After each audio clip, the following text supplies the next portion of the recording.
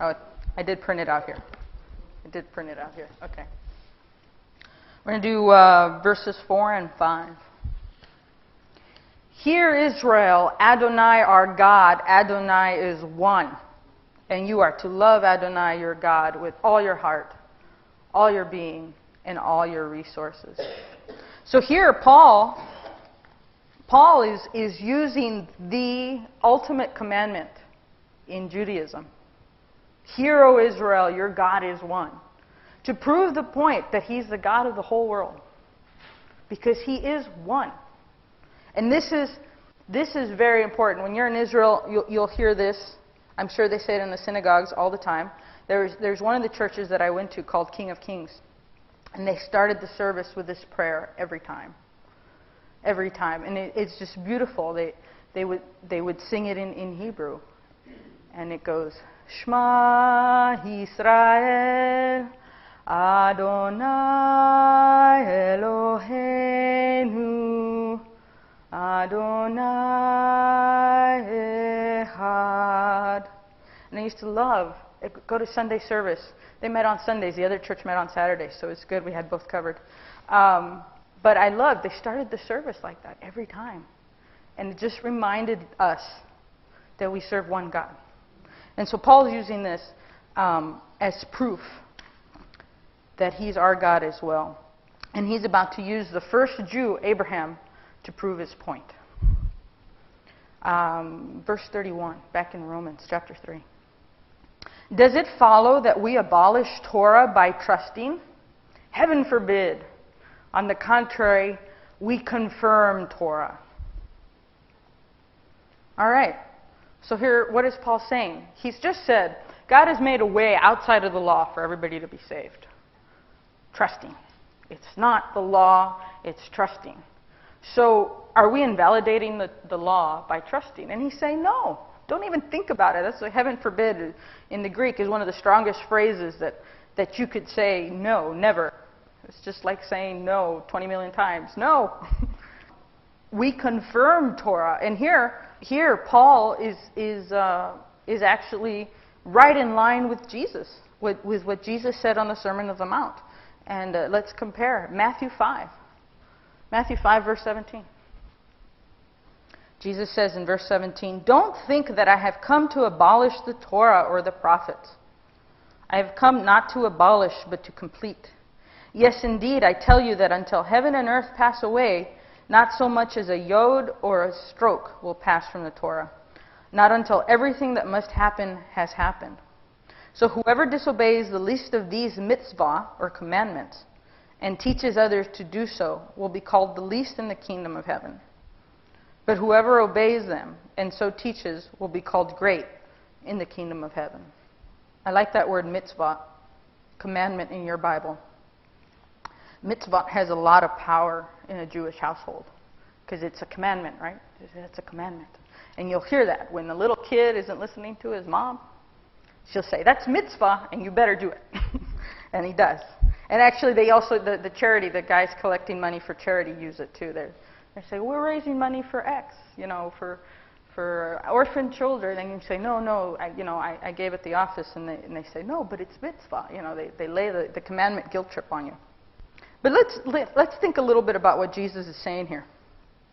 Jesus, because he says, so whoever disobeys the least of these commandments and teaches others to do so will be called least in the kingdom.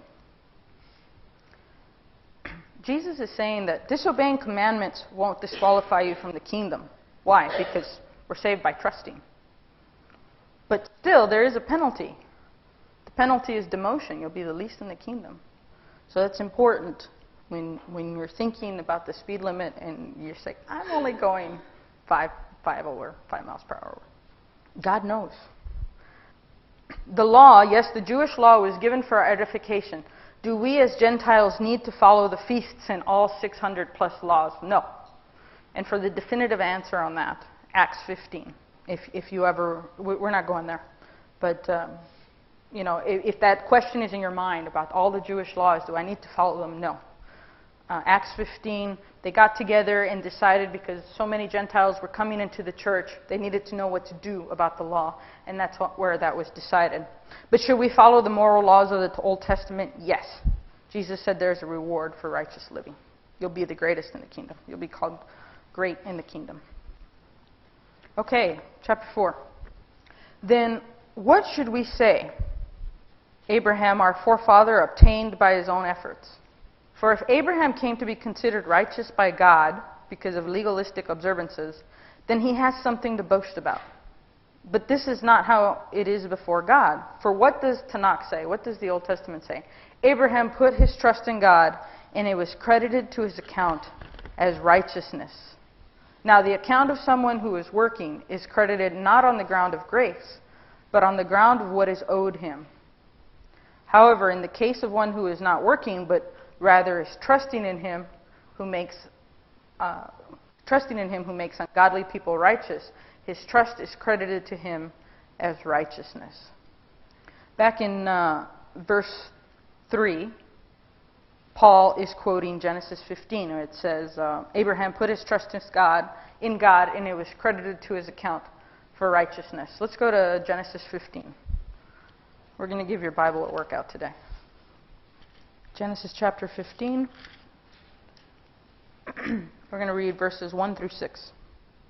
Sometime later, the word of Adonai came to Abram in a vision. And this is before Abraham's name had been changed. Abram. Don't be afraid, Abram. I am your protector. Your reward will be very great. Abraham replied, Adonai, God, what good will your gifts be to me if I continue childless, and Eliezer from Damascus inherits my possessions?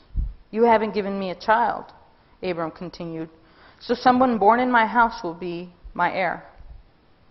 But the word of Adonai came to him, this man will not be your heir. No, your heir will be a child from your own body. Then he brought him outside and said, look up at the sky and count the stars, if you can count them. Your descendants will be that many. He, Abraham, believed in Adonai, and he, God, credited to him as righteousness. So it was that simple. Abraham's like, God saying, hey, I'm blessing you, I love you, I'm going to prosper you. And he says, what good is that? Nobody in my family is going to get all your blessing. And he says, yes, I'm going to give you a son. And Abraham says, cool. And he believes it. And in that moment, Abraham was counted righteous just because he believed. Did Abraham falter in his faith? Yes. And we're going to talk a little bit about that in verse 19 of chapter 4. And it's a great encouragement to us because God is faithful. All right. Back in Romans 4, verse 6. In the same way, the blessing which David pronounces is on those whom God credits with righteousness apart from legalistic observances. Blessed are those whose transgressions are forgiven, whose sins are covered over. Blessed is the man whose sin Adonai will not reckon against his account. Let's go to Psalm 32 because I really want to get this point across. Psalm 32. Because here are two heroes of Judaism. Abraham, the first Jew, and David. David, very revered everywhere in Jerusalem. He's got a street. All the businesses are called King David this, King David that. Still very, very revered. How blessed are those whose offense is forgiven, those whose sin is covered. How blessed those to whom Adonai imputes no guilt, in whose spirit is no deceit. When I kept silent, my bones wasted away because of my groaning all day long. Day and night your hand was heavy on me. The sap in me dried up as in summer drought. When I acknowledged my sin to you, when I stopped concealing my guilt and said, I will confess my offenses to Adonai, then you forgave the guilt of my sin.